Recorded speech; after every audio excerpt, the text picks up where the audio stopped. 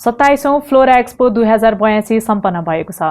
Floriculture association Nepal फ्यानको आयोजनामा काठमाडौँको भृकुटी मण्डपमा चैत्र 5 गतेदेखि सुरु भएको उक्त एक्सपो आइतबार समापन गरिएको हो।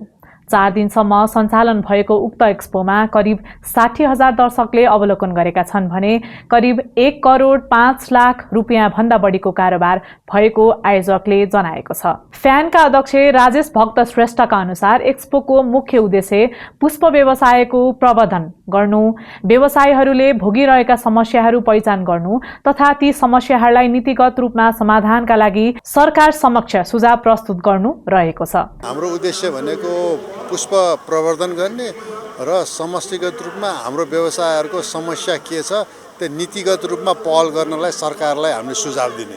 यस वर्ष एक्सपोमा प्लान्ट क्लिनिक, रैथाने स्थानीय बिरुवाहरूको प्रदर्शनी तथा विभिन्न सङ्घ संस्थासँग सहकार्य जस्ता नयाँ कार्यक्रमहरू समावेश गरिएको उनले बताए। यसमा नयाँ तपाईको हामीले प्लान्ट क्लिनिक भन्ने राखेछौँ, रैथाने बिरुवाहरू राखेछौँ र विभिन्न हाम्रो अरू संस्थाहरूसँग सहकार्य गरेको छौँ। एक्सपो अवलोकन गर्न पुगेकी अनु राईले यस्तो मेला आफू जस्ता अपाङ्गता भएका व्यक्तिहरूका लागि अत्यन्त उपयोगी रहेको बताइन्। म यो फ्लोरा एक्सपोमा चाहिँ एभ्री इयर आउँछु। म त्यो चाहिँ डेट हेरेरै आउँछु किनभने हामी अपाङ्गता भएको महिलाहरूलाई चाहिँ एभ्री नर्सरीमा जानको लागि एक्सेसेबल छैन। अनि यहाँ चाहिँ हामीले चाहेको फुलहरू हेर्न पाउँछौँ, लिन पाउँछौँ, गमलाहरू आफूले सोचेको जस्तो अर्डर गर्न पाउँछौँ। उनले विभिन्न नर्सरीहरूमा सहज पहुँच नहुँदा आफूले चाहेको बिरुवा किन्न कठिन हुने गरेको उल्लेख गर्दै एक्सपोमा भने एकै स्थानमा विभिन्न प्रजातिका बिरुवाहरू हेर्न र किन्न पाउनु सहज भएको अनुभव सुनाइन्। नर्सरीको लागि चाहिँ जाँदाखेरि एक्सेसेबल नभएकै कारण हामीले आफूले चाहे अनुरूपको फुलहरू, गमलाहरू लिन पाउँदैनौँ। सो द्याट यहाँ आएर चाहिँ हामीले आफ्नो चोइसको लिन पाउँछौँ। अनि एकदम धेरै भेराइटीको हेर्दा पनि मन एकदम आनन्द हुन्छ। फ्लावर एक्जिबिसन एकदम दामी छ हैन, भेराइटी अफ फ्लावरहरू हामीले देखिरहेको छौँ। अनि हामीले चाहिँ यो पसल गमला घर भन्ने पसलबाट किनेको हो हैन।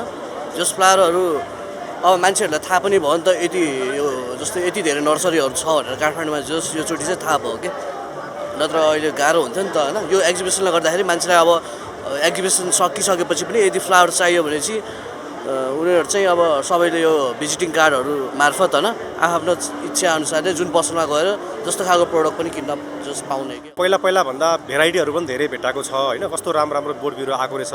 हामी चाहिँ एउटै छानामुनि सबै बोट बिरुवाहरू चाहिँ किन्न पाउँदा चाहिँ एकदम खुसी छौँ भन्नेको चाहिँ उहाँहरूकोबाट चाहिँ हामीलाई जानकारी आएको छ। फ्लोरा एक्सपो मलाई राम्रै लाग्यो। लगभग यहाँ 84 वटा जति स्टल रहेछ, राम्रै छ। तर मैले योभन्दा अझै बढीको एक्सपेक्ट गरेको थिएँ कि तपाईँको, किनभने नर्मल्ली यो जति छ 60% जति फुल त हामीले नर्मल नर्सरीमा पाइहाल्छौँ होइन। तर लगभग 20% जति चाहिँ मैले पनि नदेखेको फुलहरू रहेछ। 20% जति होइन।